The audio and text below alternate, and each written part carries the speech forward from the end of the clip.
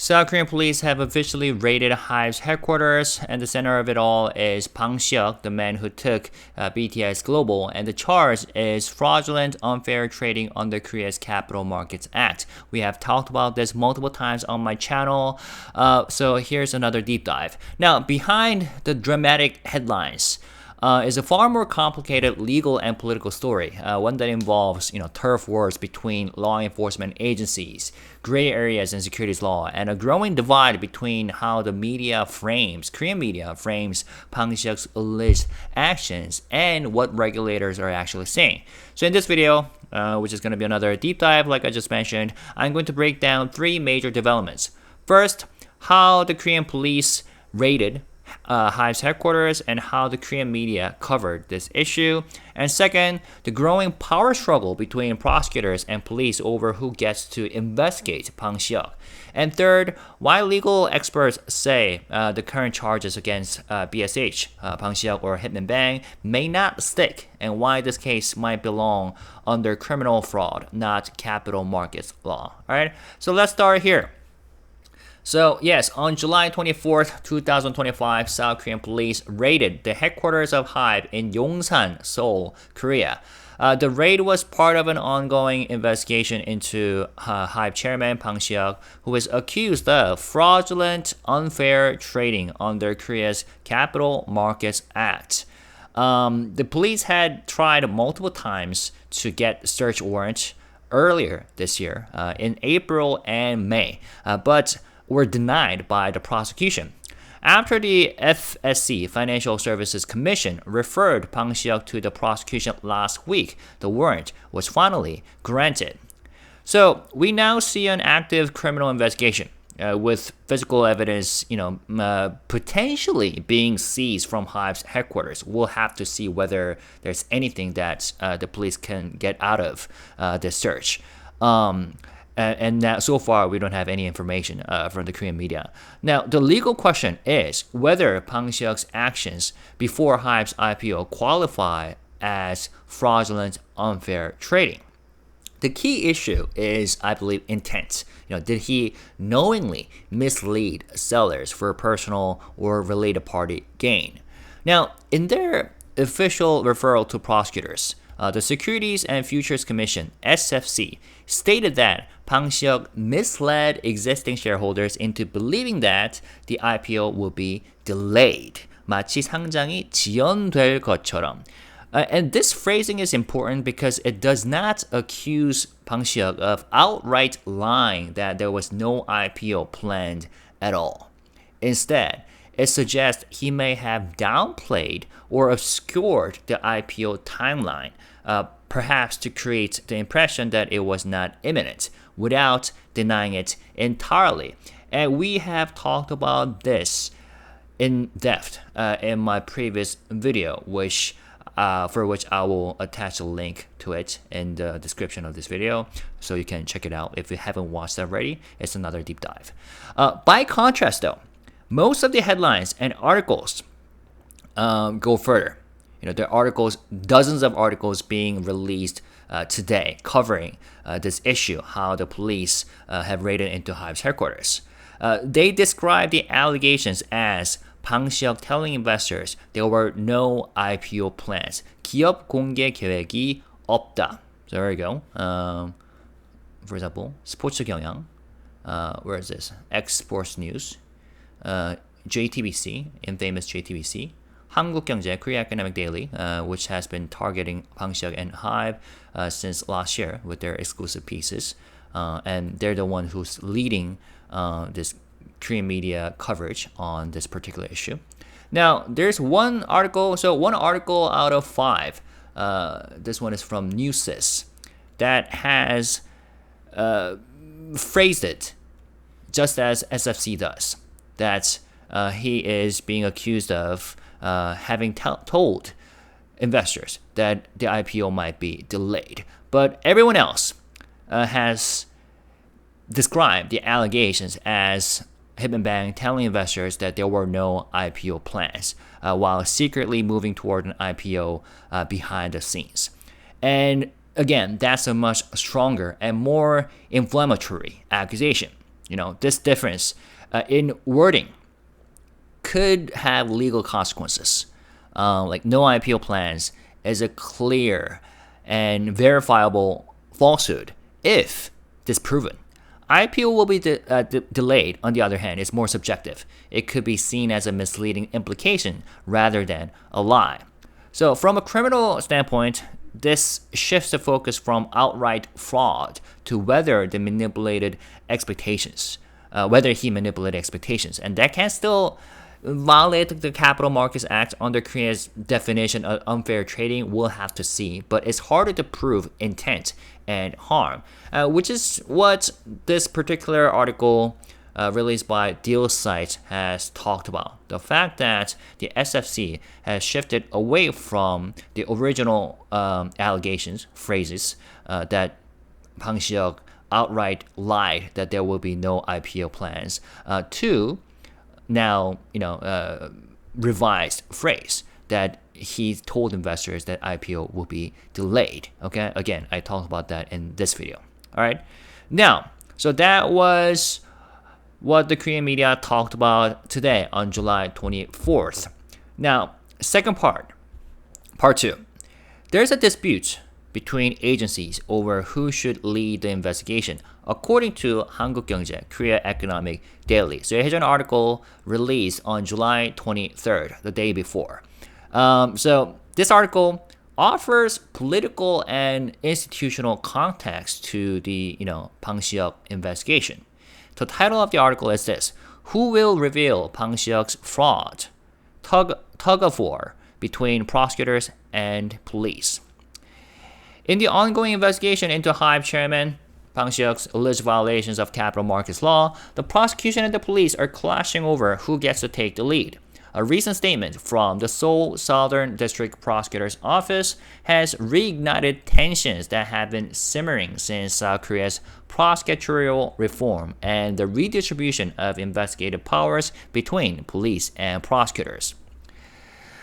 On July 21st, the Seoul Southern District Prosecutor's Office, from here on I will say SSDPO, issued an official press releases to the Legal Press Corps stating, "We have directed the Capital Markets Special Judicial Police at the Financial Supervisory Service, FSS, to investigate the case referred by the FSC, Financial Services Commission, regarding illegal trading of HYBE stock." They added, "We will also support the smooth progress of the ongoing investigation by the Seoul Metropolitan Police Agency into the same matter." While the main purpose of this notice was to clarify that the prosecution would take over the case referred by the FSC, controversy erupted because it also commented on the police active investigation, something prosecutors rarely do, according to this article. Since the SFC filed a complaint on July 16th accusing Bang Si-hyuk of fraudulent trading under the Capital Markets Act, the SSDPO had formally received the complaint on July 18th and assigned the case to its Financial and Securities Crimes Joint Investigation Unit. But the decision to mention the police separate probe caught attention. Sources say the police were deeply frustrated by the statement. Internally, many officers saw it as yet another sign that the prosecution was trying to undermine or preempt the police's months-long investigation into HYBE. Critics say it was inappropriate for the prosecution to issue such a statement when the police had been investigating the same issue for months. This growing dispute is now being seen as a flashpoint in the aftermath of the Korea's criminal justice reform, which reshaped investigative powers in 2021. Interesting. Under the new system, prosecutors lost direct investigative authority over most crimes, except for a few categories like capital markets crimes, which remain within their purview. In that context, prosecutors have repeatedly challenged the quality and professionalism of police investigations, especially in complex financial crime cases like this one. They have often demanded supplementary investigations before indictments, and that friction has led to repeated clashes. The concern now is that this kind of interagency turf war could lead to unnecessary duplication, wasted resources, and delay, when what's really needed is expertise and efficiency. A senior prosecution official said, capital markets crimes require a high degree of specialization, and the prosecution has built deep expertise in this area over decades. There are real concerns internally about whether the police, if they were to fully take over such cases, could handle them properly. The official added, we need institutional reforms that enhance efficiency by assigning cases based on each agency's strength. It's time for the prosecution and police to adjust roles in a way that respects the professional expertise each has developed in their respective domains. So, to summarize, prosecutors and police are clashing over control of the investigation into Bang Si-hyuk's alleged violation of Korea's Capital Markets Act, okay, according to 한국경제. The police began investigating last December 2024, believing that Bang Si-hyuk and other HYBE related personnel deceived pre-IPO investors by claiming no IPO plans, only to go public later and reap profits. So police attempted to search the Korea exchange twice this spring, but were blocked by prosecutors. Only on their third try in June did they get a warrant. Then on July 21st, prosecutors publicly announced they had taken over the Financial Services Commission's complaint against Bang Si-hyuk and would cooperate with the police. Now, this public statement, according to 한국경제, unusually formal, angered many people inside the police who viewed it as a power grab or an attempt to undermine an ongoing police investigation. So this piece kind of highlights, lingering tensions since Korea's 2021 prosecutorial reform, if this turns out to be true, where police were given more investigative power, except in high-stakes crimes like capital market violations. So what does this mean? If this is true, this case isn't just about Bang Si-hyuk or HYBE. Is now, like the article suggests, like a flashpoint in the broader power struggle between Korea's prosecution and police. Ever since the 2021 reform to reduce prosecutorial overreach, tensions have simmered, the article says, and this case, because it's high profile and complex, brings those tensions right back into the spotlight, right? And the article implies that the prosecution's, sudden public notice may not have been about transparency. Rather, it may have been a move to reassert institutional dominance, according to HYBE. According to 한국경제, Korean Economic Daily. And that may explain the recent, flurry of headlines, dozens, if not hundreds of headlines, even though the police had been, investigating since last year, and this case is from how many years ago? Yeah. Also, whichever side wins this jurisdictional battle could perhaps influence future investigations involving, capital markets and major corporations or celebrity-linked companies. We'll have to see. But it was interesting that how 한국경제 released this article the day before the police raid that happened today on July 24th. Now, the day before July 23rd, on July 22nd, here was this article, which I will tell you about, titled "Fraudulent Trading Charges Against Bang Si-hyuk. Legal experts say this should be tried as criminal fraud, not capital markets law." This article was open to the public on July 23rd, but it was originally written the day before and shared on the separate platform. Okay. Regulators have drawn their swords against HYBE and its chairman Bang Si-hyuk. I'm going to skip this part because we have talked about this multiple times. Now, it's got some details that other Korean media articles did not include. Investigations are now picking up speed On July 16th, the FSC Securities and Futures Commission referred Bang Si-hyuk and several former HYBE executives to the prosecution. The SFC believes Bang Si-hyuk and others deceived HYBE's early investors, named 알펜루트 자산운용, Alphenroot Asset Management, LB Investment, and Vice President 최유정. You probably have heard of this person who has left HYBE. And you know what? For now, let's read along, okay? By making it seem like the IPO would be delayed while secretly preparing to list the company. These early investors sold their shares to a private equity firm, Easton PE, which was later revealed to have been founded by former HYBE executives. After the IPO, Easton sold those shares for half the profit, and Bang Si-hyuk received 400 billion Korean won from the profit based on a private agreement. The SFC is applying charges under the Capital Markets Act, blah, blah, blah, but many legal experts are skeptical that this case qualifies as fraudulent trading under that law. Interesting. Since the transaction was essentially a private deal, they argue it doesn't fall under the original scope of the Capital Markets Act, and also point out that there was a significant time gap between the alleged deception and the profit Bang Si-hyuk received. The controversy centers on the deal in which Easton PE and New Main Equity acquired 130 billion Korean won worth of HYBE shares in exchange for a profit sharing and put option agreement with Bang. Easton PE acquired these shares in 2 rounds in 2019, 25 billion Korean won in June via Easton Number 1 PEF fund, and 105 billion Korean won in November through Mainstone LLC from investors including Alphenroot, LB Investment, and 최유정, vice president. After HYBE's IPO in 2020, Easton sold all its shares for a nearly tenfold return and then shut down in the following year. The issue is whether Easton PE acquired those shares while already knowing HYBE's IPO was imminent and intentionally hid that from the original shareholders.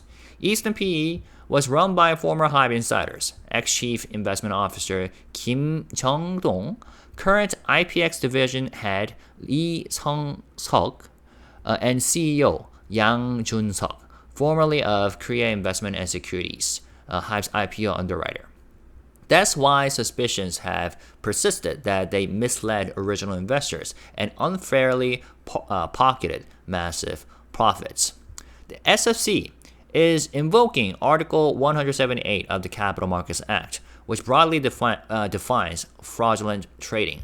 That article is based on Section 10B of the 1934 U.S. Securities Exchange Act and prohibits using deceptive means, plans, or techniques in connection with financial investments, and using documents that misrepresent or omit key facts to obtain financial or property benefits. Now, the second clause covers not only active misstatements, but also passive deception, such as failing to disclose a material fact that should have been revealed. The SFC appears to be relying on this clause, arguing that Bang Si-hyuk and the others misled the investors by not disclosing their IPO plans. Hold up, Section 10B of the 1934 U.S. Securities Exchange. Oh, okay, this one. All right, back to the article.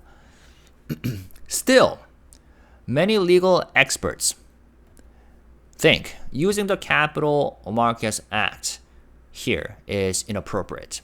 A lawyer specializing in securities law said, at the time, HYBE was a private company. It was Big Hit Entertainment. There wasn't really a public market to manipulate, and the affected parties were a tiny group of investors. It's hard to call this fraudulent trading in the traditional capital markets sense. That's what the expert said. And I kind of agree. And this is something I have mentioned in my previous videos. I noted that most Korean media agencies are trying to make this seem like the traditional fraud case. and how Bang Si-hyuk has directly damaged retail investors' interest. Which is not really the case. This is not traditional at all, but they are really trying hard to make it seem that way. Almost as if like Bang Si-hyuk directly stole money from like Korean citizens or something. So that's something that this lawyer has pointed out.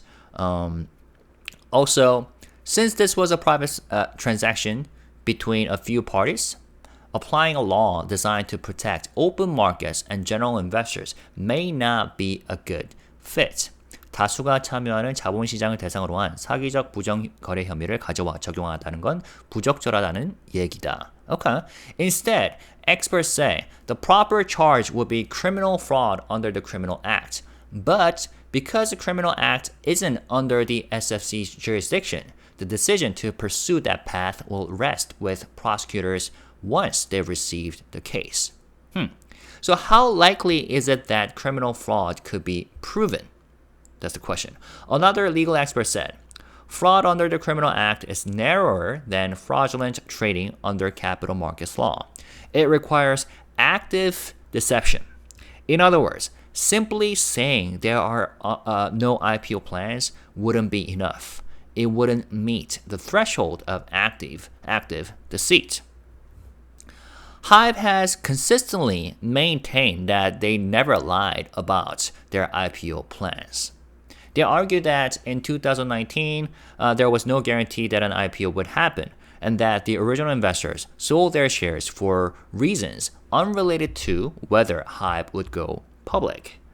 HYBE also explained that it began the process of appointing an external auditor around September 2019, not because of IPO plans, but due to a request from another shareholder, Legend Capital. While appointing an external auditor is commonly seen as a pre-IPO step, HYBE insists this was not part of any formal IPO plan. And this was another thing that deal sites pointed out in their article, right? First, they pointed out that SFC, the phrases that they used was Bang Si-hyuk allegedly said that IPO process would be delayed, not there are no IPO plans. But secondly, the deal site article pointed out that SFC report or press release did not include the fact that the reason why HYBE appointed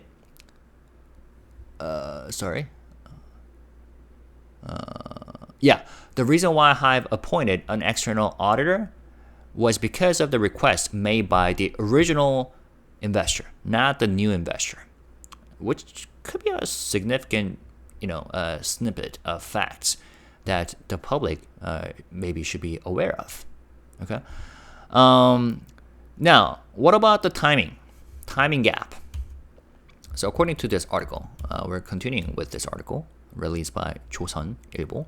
Experts also point to the significant time lag between the alleged deception and the financial gain Bang Si-hyuk received.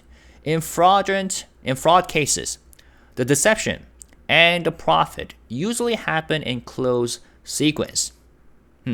But here, over a year passed between Eastern PE acquiring the shares and selling them after the IPO.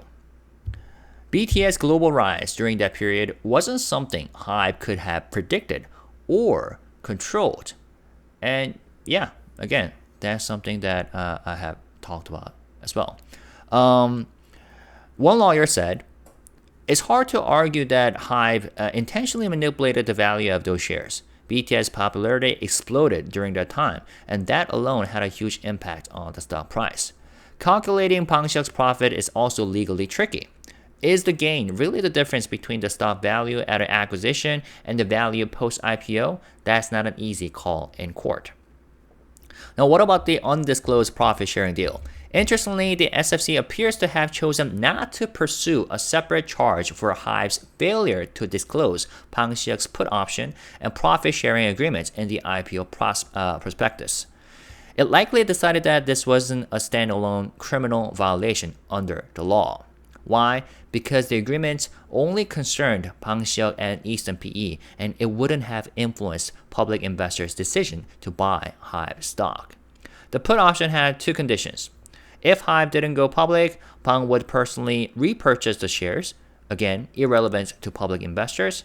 If HYBE did go public, Bang would share the profits, but this still didn't affect retail investors' decision making. Legal experts agreed. Neither case directly impacted the general investing public, so it likely doesn't qualify as material information requiring disclosure. So there you go. I think this particular article includes more context than the majority of K-media articles covering this case. All right, more comprehensive. So, to summarize, SFC claims that Bang Si-hyuk misled early investors into thinking HYBE had no IPO plans. In reality, HYBE was preparing for an IPO while Bang Si-hyuk's associates at Eastern PE quietly acquired those investor shares at a discount, according to the SFC. Right? Once HYBE went public, Eastern sold the shares for profits, and 400 billion Korean won of that was contractually given to Bang Si-hyuk. But so far, what I just said was, the claims that SFC is making. But there's legal complexity according to lawyers, because they say the case may not fit capital markets law as clearly as regulators suggest. Why? Because, first of all, fraudulent trading under Korea's Capital Markets Act is based on U.S. securities law and punishes the use of deception or manipulation in buying or selling financial investments products. Not just outright lies, but also, omissions that mislead a counterparty. The SFC appears to be using the passive deception clause here, saying that Bang Si-hyuk failed to disclose HYBE's true IPO intentions and thereby, misleading the sellers. But legal experts argue that this might be a stretch. HYBE was still a private company back then in 2019, so no public market was involved. The parties involved were a small group of institutional investors, not the general public. Therefore, this seems more like a private contract dispute than a capital markets manipulation. And many experts argue that if there's any legal violation, it should be under criminal fraud, 형법상 사기, not the Capital Markets Act. But even proving criminal fraud would be hard because you need active deception to convict for fraud. And simply telling investors that there are no current IPO plans isn't enough, especially if there was no formal plan at the time. And of course, HYBE says they never lied. The seller sold for personal reasons. That's their explanations. And there's also the timing issue. Liz deception happened in 2019, but profits were earned after the IPO in 2021, right? 2021. And legal experts say that too much time passed between the supposed fraud and the benefit Bang Si-hyuk received, and BTS' massive global rise during that period wasn't foreseeable, making it even harder to prove that Bang Si-hyuk manipulated events to cash out. Again, hindsight bias is something I mentioned in my previous video, right here.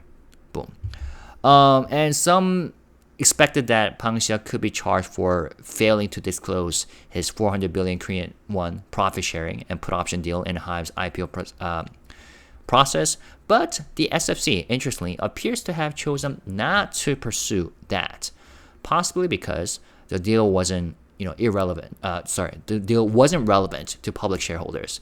And the put option applied only if HYBE didn't go public, so it wouldn't affect investor decision making at IPO. So it wouldn't legally qualify as material information that needed to be disclosed. All right. So what does this mean? Yeah, the legal case is much weaker than the headlines imply. All these headlines, and the SFC may have overreached by using a capital markets law that doesn't cleanly apply to private share deals made before IPO.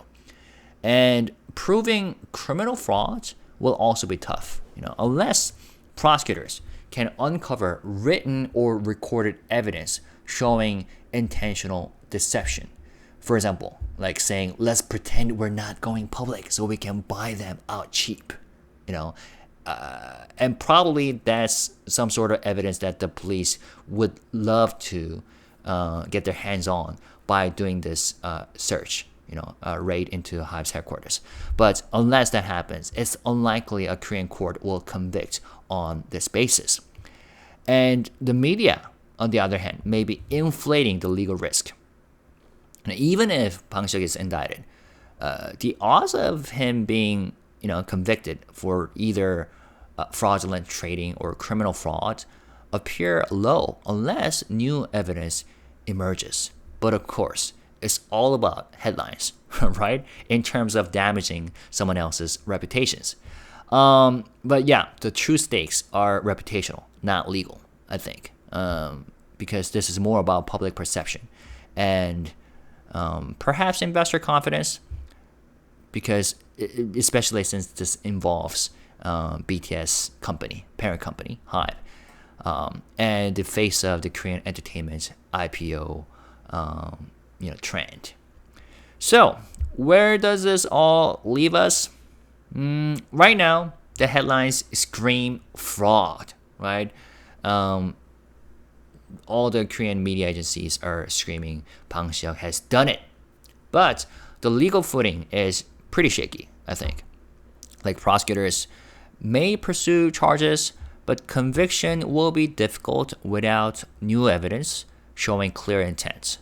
But what's more revealing is how this investigation has become like a battleground, according to 한국경제, not just for legal definitions, but for institutional power, like political influence and reputational damage. So, whether or not him and Bang Si-hyuk, Chairman Bang, end up in court, we'll have to see. And if there are any updates, significant updates, I will make follow-up videos accordingly. All right. Hopefully this was informative. If you have any information or opinions you want to add, please feel free to write comments. I always check over the comments that my subscribers leave on my videos. There were some interesting ones on my last video. And somebody wrote, if I were a shareholder, I would get rid of these shares and fast. So I pinned this, right, on purpose and wrote something like, bookmarking this for 2020. If I were a shareholder, I would get rid of these shares and fast. I, copy and pasted this in case this person edits the original comment. Let's see how that aged. So yeah, let's check back in a year and see the stock price, how it changes in a year. All right. So again, feel free to write comments, but when you do so, let's stay positive, respectful, and classy. Thank you guys. Peace and love. Bye-bye.